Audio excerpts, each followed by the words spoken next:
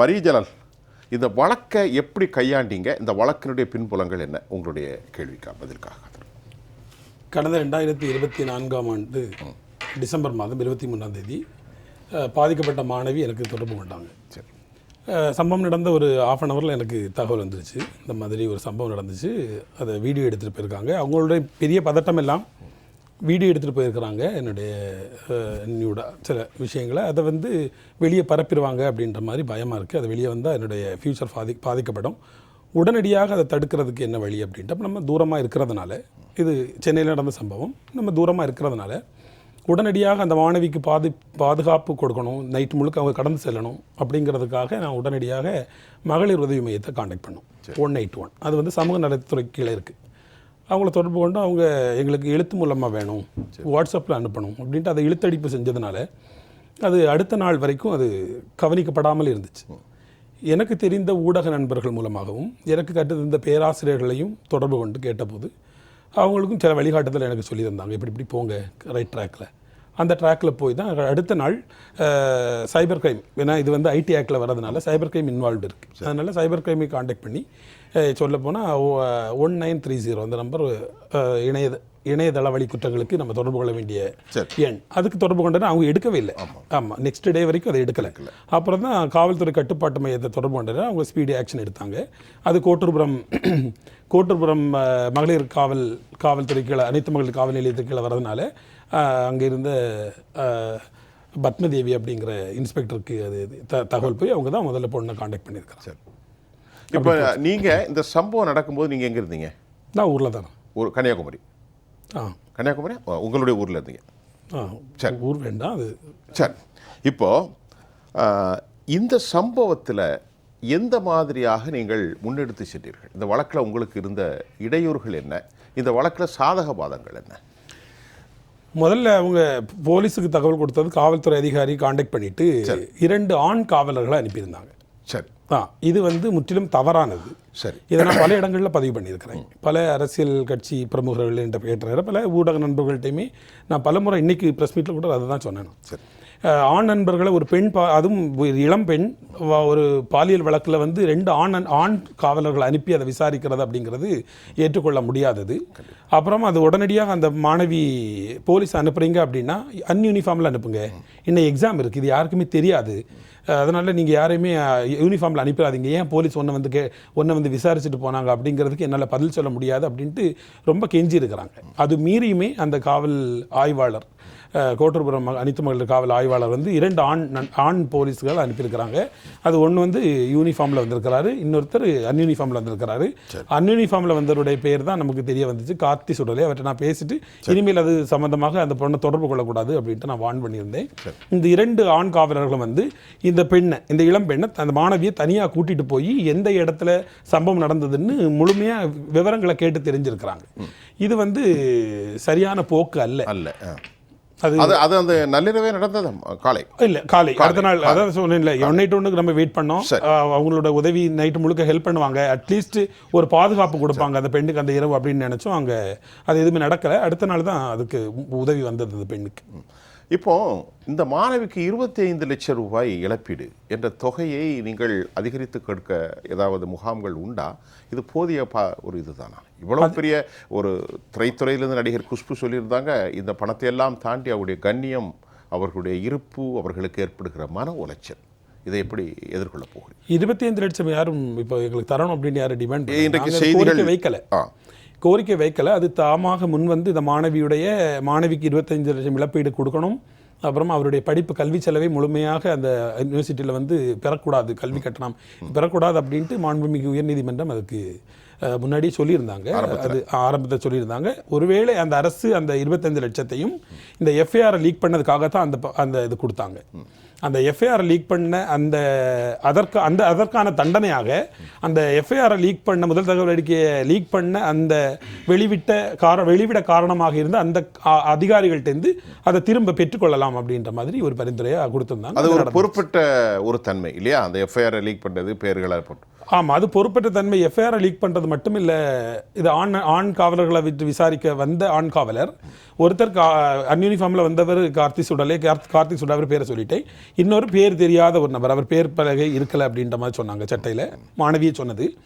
அந்த காவலர் நீ எஃப்ஐஆர் கொடுத்தா முதல் தடவை எனக்கு போனால் உன்னுடைய ஃப்யூச்சர் பாதிக்கப்படும் அப்படின்ற மாதிரி, அதனால எஃப்ஐஆருக்கு போகாத, நான் சொல்கிறத கேளு அப்படின்ற மாதிரி வலுக்கட்டாயம் ஒரு கட்டாயத்திற்கு உட்படுத்தினதாக அந்த மாணவி என்ன தெரிவிச்சிருந்தாங்க.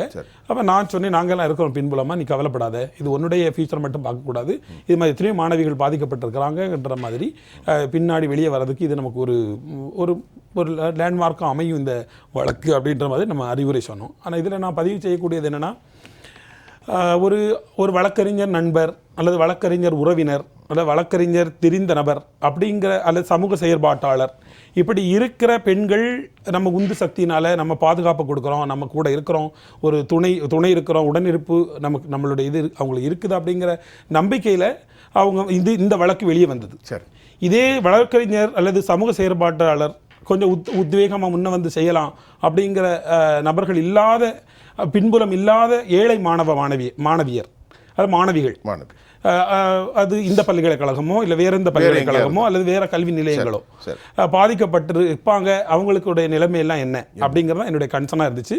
இன்னைக்கு நான் அந்த தீர்ப்பில் எதிர்பார்த்து அது எனக்கு கொஞ்சம். After the verdict, a lot of the dissent voice among the society, how do you feel that? Dissent voice about what? What this means? யார் அந்த சார்?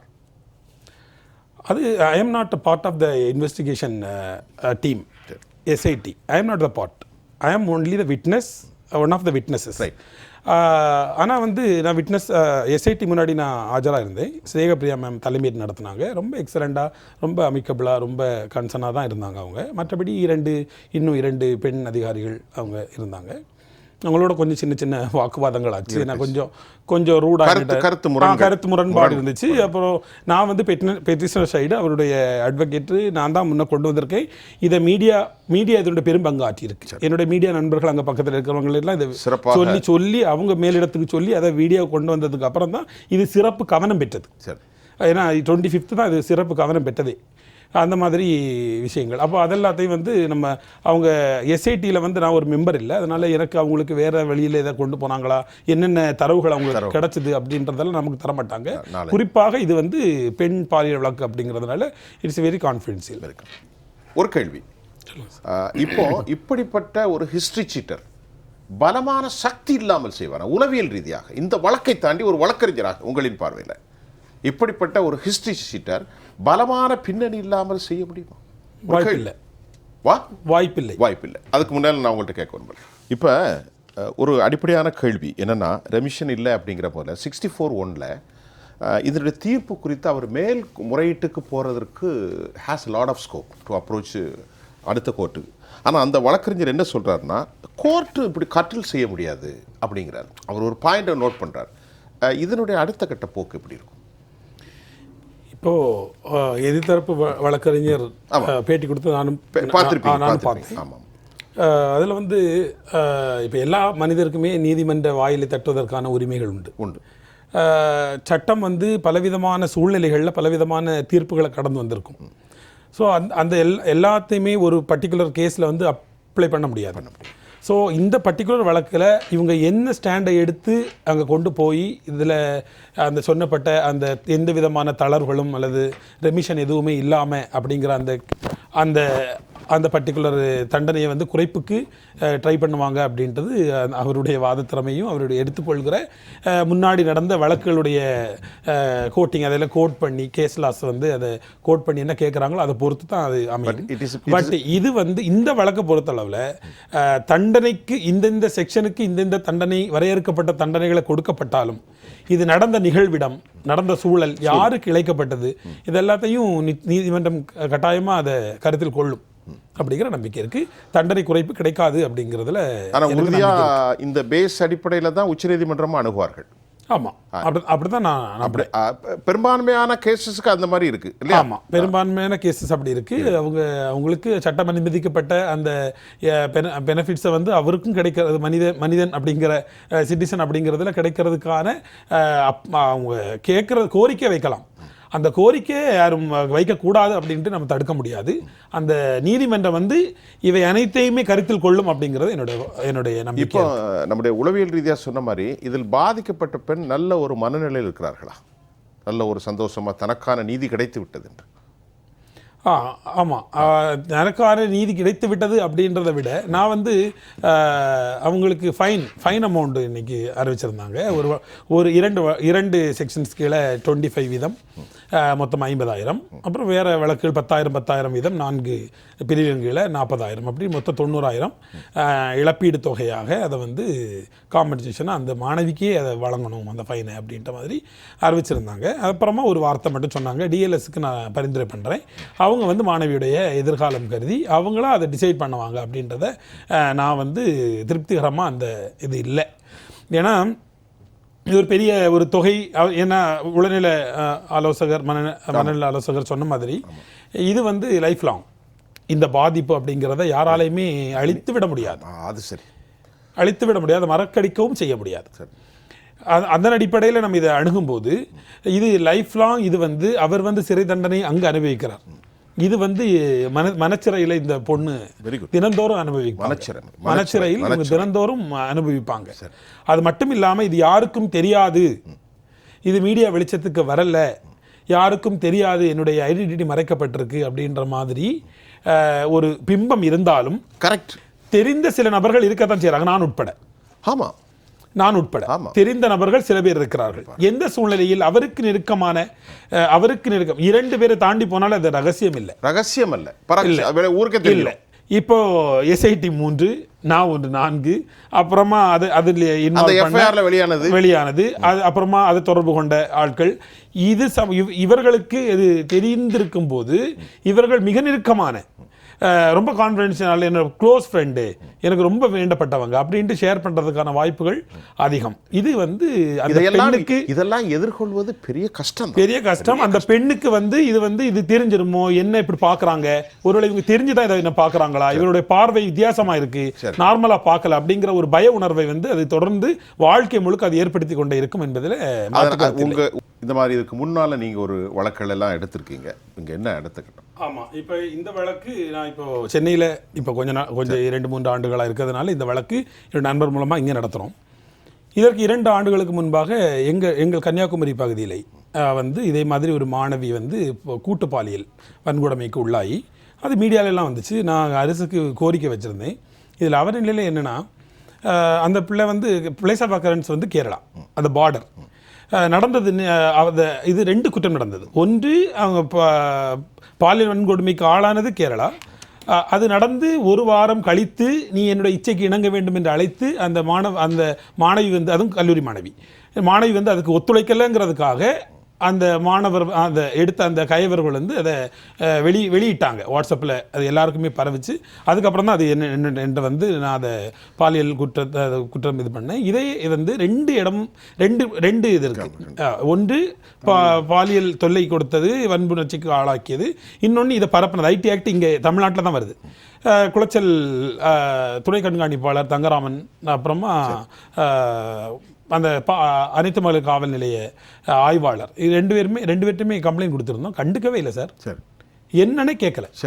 கைது பண்ணுறோன்ட்டு அந்த பிள்ளையை கூப்பிட்டு, பிள்ளையை கொண்டு வந்தால் தான் அது பண்ண முடியும்னு சொல்லி கொண்டு வந்து ஒரு மறைவான பகுதியில் எடுத்து வச்சுட்டு அப்புறமா ரொம்ப லேட்டாக நாங்கள் அப்புறமா சொல்கிறோம் அப்படின்னு அனுப்பி விட்டாங்க. இப்போ ரீசெண்டாக லாஸ்ட் வீக் ஒரு ஆலயத்தில் பணிச்சேர ஒரு லேடியை குறித்து அவதூறான வழக்குகள் மொட்டை கடிதாசி அனுப்பியிருக்காங்க. அது தொடர்பாக காவல்துறை போனால் காவல்துறை துணை நடவடிக்கை எடுக்கல. குளச்சல் காவல்துறையிலேருந்து எந்த நடவடிக்கையும் எடுக்கிறதுக்கு அவங்க முன் வரல. அப்புறமா நேராக பிரைவேட் கேஸ் காவல்துறையுடைய லட்சணம் எப்படி இருக்கிற ப்ரூஃப் ஆகும். ஆமாம், அங்கே வந்து போட்டிருக்கோம். நான் வந்து கேரளாக்கு எடுத்துட்டு போய் முடிச்சாரு. ஆமா, இதுக்கு இப்போ கேரளாவில் அது நடந்துகிட்டு இருக்கு. சரி, அப்புறமா இங்க இப்போ இந்த அந்த பெண்ணுக்கு வந்து கொஸ்டின், அவரோட கேரக்டர் கொஸ்டின் பண்ணி, மாடஸ்டி ஆஃப் த உமன் இது பண்ணி அவங்க வந்து கேரக்டர் அசாசினேட் பண்ணி கொடுத்துருக்காங்க. மொட்டை கடிதம் சந்திப்பிருக்காங்க. அது சம்பந்தமா நான் வழக்கு கொண்டு போனா நீங்க சிசிடிவி கொண்டு வா, அது கொண்டு வா, இது கொண்டு வா. அப்போ புலன் விசாரணைன்னு காவல்துறை எதுக்கு இருக்கு, அவங்க ஏன் படிச்சுட்டு வராங்க. அந்த குளச்சல் காவல்துறை ஆய்வாளரும் துணை உதவி ஆய்வாளர் 2 பேருமே அதை கண்டுக்கல. இப்போ நான் இரணியல் கோர்ட்டில் போட்டு டைரக்ஷன் வாங்கி இப்போ கருங்கலுக்கு அதை மாற்றி நடத்திட்டு